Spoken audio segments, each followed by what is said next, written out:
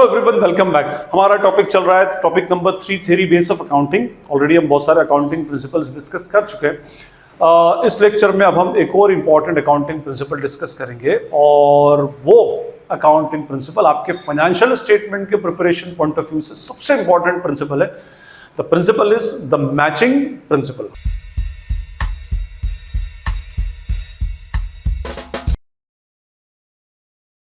यहां पर जो वर्ड है हमारा द मैचिंग प्रिंसिपल, तो मैचिंग प्रिंसिपल से एक वर्ड निकलता है टू मैच। मैच करना मींस दो चीजों को आपस में मिलाना या कंपेयर करना, इस तरह से बोलते हैं ना, मैच करना। अकाउंटेंसी के अंदर भी दो कंपोनेंट्स एक दूसरे से मैच किए जाते हैं, ठीक है। First component is what, the revenue, revenue आपकी, और second component is what, expense, और we can say the cost. अच्छा, एक बात मैं आपको बताऊं पहले कि ये जो प्रिंसिपल है ये दो बल्कि तीन प्रिंसिपल्स के ऊपर बेस्ड है। तो इसको समझने के लिए आपको वो दो प्रिंसिपल्स का समझना बहुत जरूरी है। पहला इसके अंदर है कौन सा, अकाउंटिंग पीरियड प्रिंसिपल, ये अपने आप में भी आपको समझना पड़ेगा, अकाउंटिंग पीरियड। और second one is the accrual principle. और थर्ड अगर आप देखना चाहें तो वो होता है अपना रेवेन्यू रिकॉग्निशन प्रिंसिपल। ओके, वैसे अक्रूवल प्रिंसिपल क्लियर हो गया तो रेवेन्यू रिकॉग्निशन तो ऑटोमेटिकली क्लियर हो जाता है। ओके, अब as per the accounting period principal यह बोला जाता है कि आपको अपनी पूरे बिजनेस लाइफ साइकिल को 12 मंथ्स के शॉर्ट स्पैन ऑफ टाइम में क्या करना पड़ेगा, ब्रेक करना पड़ेगा।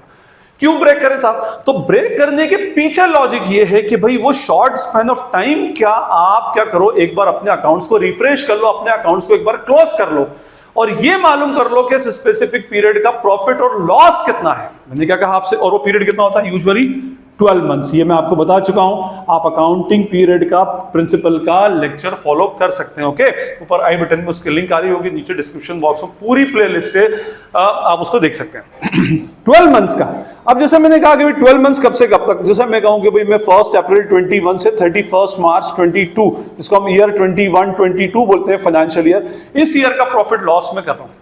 तो जब आप नेचुरली 21-22 का प्रॉफिट और लॉस कैलकुलेट करेंगे तो सिंपल सा एक फंडा है कि आप सारी इनकम, सारी रेवेन्यू, सारे एक्सपेंस, सारी कॉस्ट जो है वो 21-22 के लेंगे। बस यही तो मैचिंग प्रिंसिपल है। यहां पर बोला गया कि revenue and expense should be matched with each other for a specific period of time to calculate correct amount of profit of that specific period of time. Profit कैसे, जिसे मैंने आपको बताया कि आपके बिजनेस का जो प्रॉफिट है वो प्रॉफिट इन दो ही एलिमेंट के ऊपर डिपेंडेंट है।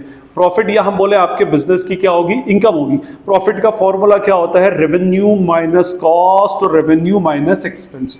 तो याद रखिएगा, अगर आप इस 12 मंथ का प्रॉफिट कैलकुलेट करना है तो आपको सिर्फ इस 12 मंथ की ही इनकम और इसी 12 मंथ के एक्सपेंस लेने, इसी 12 मंथ के रेवेन्यूज और इसी 12 मंथ के एक्सपेंसेस लेने हैं। अगर आपने किसी और ईयर का एक्सपेंस और इनकम इसके अंदर ले लिया तो in that case you are not able to calculate correct amount of profit। अगर आपको 21-22 का करेक्ट प्रॉफिट कैलकुलेट करना है तो रेवेन्यू भी 2021 की होगी, 21-22 होगी, और कॉस्ट भी 21-22 का ही कंसीडर किया जाएगा। कहीं ऐसा ना हो कि आपकी रेवेन्यू में कोई एक ऐसी रेवेन्यू जो 20-21 साल की या 22-23 की रेवेन्यू आ जाए, नहीं लेना, ठीक है। इसी तरह से जब आप एक्सपेंस ले तो एक्सपेंस में भी 2021 का नहीं आएगा और 22-23 का भी नहीं आएगा, ठीक है।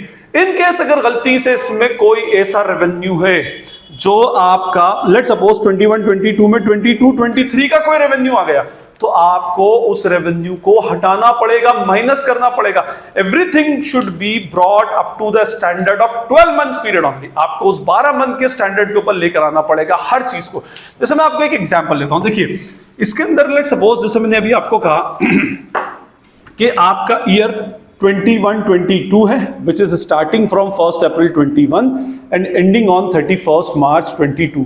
अब ये 12 मंथ के पीरियड के अंदर ही आपको सब कुछ कंसीडर करना है। ओके, अब आपने जब ट्रायल बैलेंस बनाया तो ट्रायल बैलेंस बनाने के बाद आपने उसमें सैलरी लिखी, लेट सपोज, हाँ सैलरी लिखी आपने यहां पर 40,000 रुपीज। ओके, अब आपका सीए आपके पास आता है और उसने आपसे क्वेश्चन किया कि भाई ये सैलरी जो 40,000 रुपीज आपने लिखी है, ये सैलरी का मुझे एक्सप्लेन करो, क्या एक्सप्लेनेशन है, आपने किस तरह लिखी है 40,000, क्या रेट है, कुछ पता लगे। तो बोला हमारा एक एम्प्लॉई है और उस एम्प्लॉई को वी यूज्ड टू पे व्हाट ₹3,000 पर मंथ है सैलरी। तो उसने कहा कि भाई 3,000 रुपीज पर मंथ से 12 मंथ की बात कर रहे हैं, आपने मुझे स्टेटमेंट 12 मंथ्स का दिया, तो 12 मंथ्स की सैलरी होना चाहिए कितनी, 36,000, 3,000 इंटू 12 दैट इज 36,000। उसने कहा कि हाँ सर है, बिल्कुल है, बट हमने क्या किया, जब ये बंदा दिसंबर की या मार्च की सैलरी लेने आया तो उसने हमसे 3 मंथ्स की सैलरी जो है वो हमसे क्या करी, एडवांस में, ये 4,000 रुपए सैलरी जो है वो हमसे एडवांस में मांग ली कि भाई मुझे 4,000 रुपीज सैलरी एडवांस दे दो, मैं आने वाले मंथ के अंदर क्या करूंगा, इसको कटवा दूंगा। मींस एडवांस मांगी, मींस देखिए कब मांगी, 31 मार्च को ये सैलरी एक्स्ट्रा दी हुई है, मींस नेचुरली ये सैलरी कौन से मंथ से को बिलोंग करती है, आने वाले साल को, मींस अप्रैल 2022, और अप्रैल 2022 जो आता है that will be the part of the year 22-23। तो आपका ऑडिटर आपको बोलेगा कि भाई ये सैलरी, इसमें से जो 4,000 की सैलरी है वो इस ईयर की नहीं है। जब ये सैलरी इस ईयर की नहीं है तो आपने इस ईयर में क्यों लिखी, तो आपका अकाउंटेंट बोल रहा है कि भाई हमने पे इस ईयर में की तो हमने इस ईयर में लिखी, तो बोलेगा नहीं ये रॉन्ग प्रैक्टिस है, भले आपने पे इस साल में की हो लेकिन एक्चुअली वो सैलरी बिलोंग कौन से ईयर को करती है, इस ईयर को। और अगर आपने 40,000 सैलरी लिख दी तो आपको रेवेन्यू और कॉस्ट एक दूसरे से मैच नहीं होंगे। आप रेवेन्यू तो ले रहे हो कौन से ईयर की, 21-22 की, और इसके अंदर एक्सपेंस में एक एक्सपेंस ऐसा है जिसका 22-23 का भी कुछ पार्ट आपने इसमें ले लिया। तो बोले क्या करें हम, तो बोले इसको कैश पे कर दिया है ना, तो इसको अभी सैलरी मत मानो, इसको मान लो कौन सी सैलरी, प्रीपेड। प्रीपेड मींस पहले से दे दी गई। कितनी ज्यादा दी आपने, 4,000, इसको हटा दो और 36,000 आपका नेट आ गया।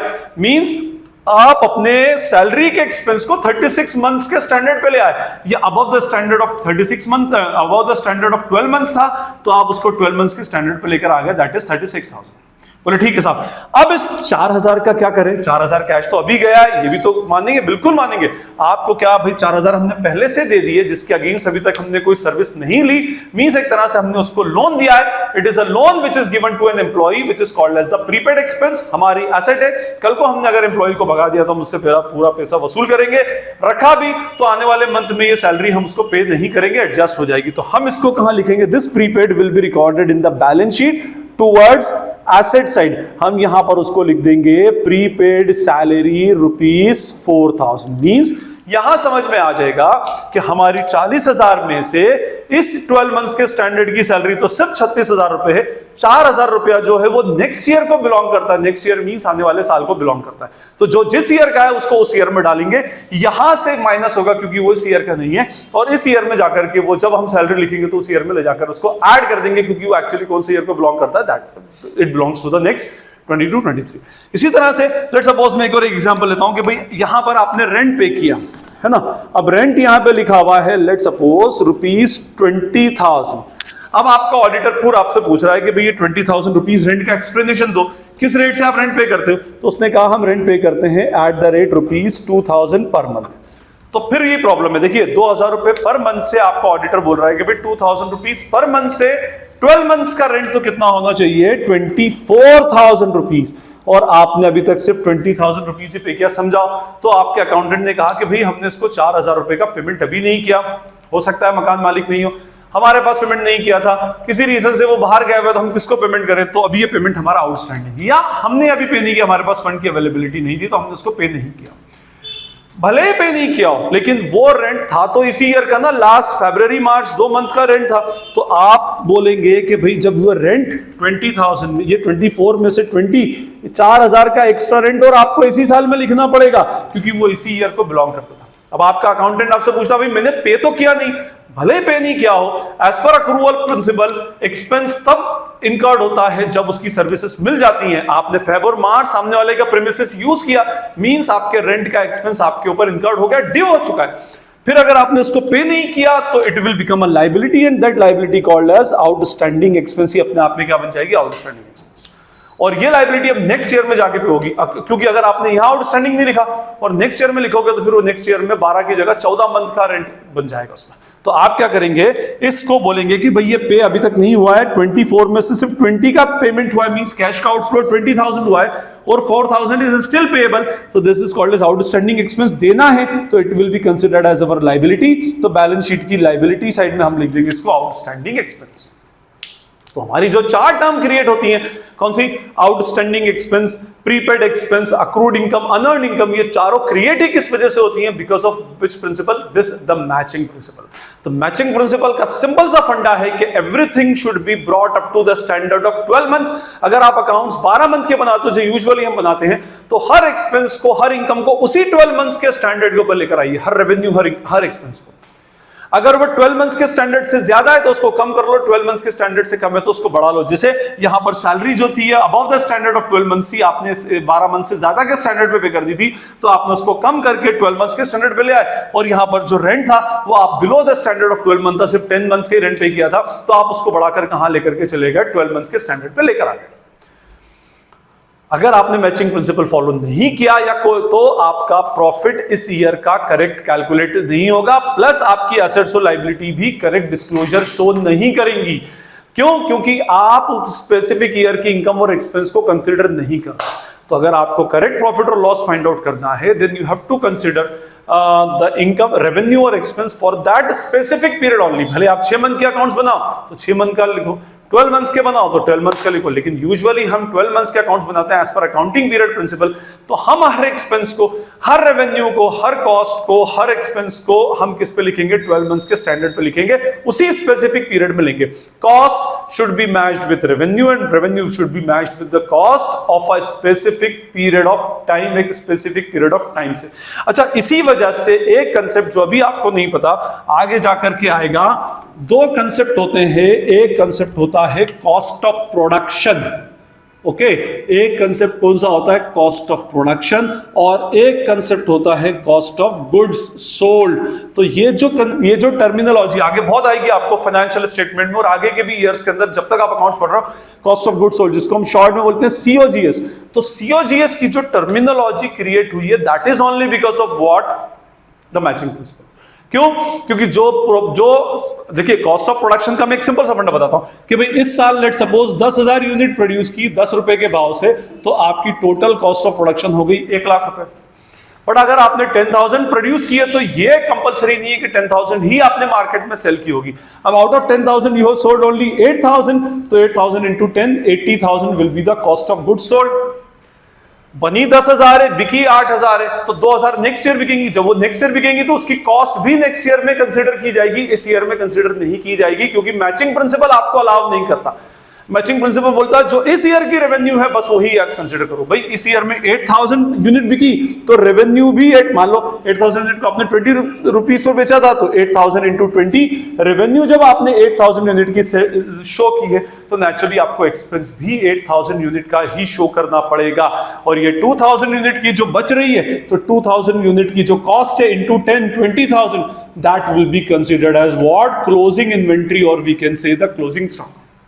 और ये क्लोजिंग स्टॉक उठ करके आपकी बैलेंस शीट की एसेट साइड में आ जाएगा। एसेट क्यों? क्योंकि ये अभी हमारे पास मेंटेन्ड है, और इस क्लोजिंग स्टॉक का कंजम्पशन या उस क्लोजिंग स्टॉक का रेवेन्यू कब जनरेट होगा? अपकमिंग ईयर में। जब उसका रेवेन्यू नेक्स्ट ईयर में जनरेट होगा, तो नेचुरली उसकी कॉस्ट भी नेक्स्ट ईयर में शो करना पड़ेगा। तो कॉस्ट ऑफ प्रोडक्शन एक कंसेप्ट है, वो तो नेचुरली अपनी जगह पर है। कॉस्ट ऑफ गुड्स सोल्ड का जो कंसेप्ट क्रिएट हुआ है, सीओजीएस, आप आगे पढ़ेंगे उसके अंदर, तो सीओजीएस का कंसेप्ट ही as per the matching principle clear होगा। तो आई होप ये मैचिंग प्रिंसिपल का कंसेप्ट आपको क्लियर होगा, और ये अपने आप में बहुत इंपॉर्टेंट प्रिंसिपल है अकाउंटेंसी का। फाइनेंशियल स्टेटमेंट का प्रिपरेशन 3 प्रिंसिपल्स के ऊपर बहुत ज्यादा एप्लीकेबल होता है: accrual, revenue recognition and the matching principle. इसी के ऊपर वो पूरा का पूरा डिपेंड होता है। तो आई होप अब आपको ये क्लियर होगा। स्टिल अगर कोई क्वेरी या डाउट लगती है तो you can ask in the comment section. दूसरे सारे प्रिंसिपल्स को देखने के लिए ऑलरेडी डिस्क्रिप्शन बॉक्स में पूरे प्लेलिस्ट गिवन है पूरे चैप्टर की, बल्कि 11 क्लास के सारे चैप्टर्स की प्लेलिस्ट है, आप उनको देख सकते हैं। अभी कुछ प्लेलिस्ट के अंदर तो चैप्टर्स अपलोड कर दिए गए हैं, स्लोली जैसे जैसे हम आगे बढ़ेंगे बाकी प्लेलिस्ट के अंदर भी सारे टॉपिक्स अपलोड होते जाएंगे। आई होप अब आपको इसका कंसेप्ट क्लियर होगा। स्टिल अगर कोई क्वेरी डाउट लगती है तो can ask in the comment section. This is Najeeb Hashmi signing off from Najeeb Hashmi's academy. Thank you.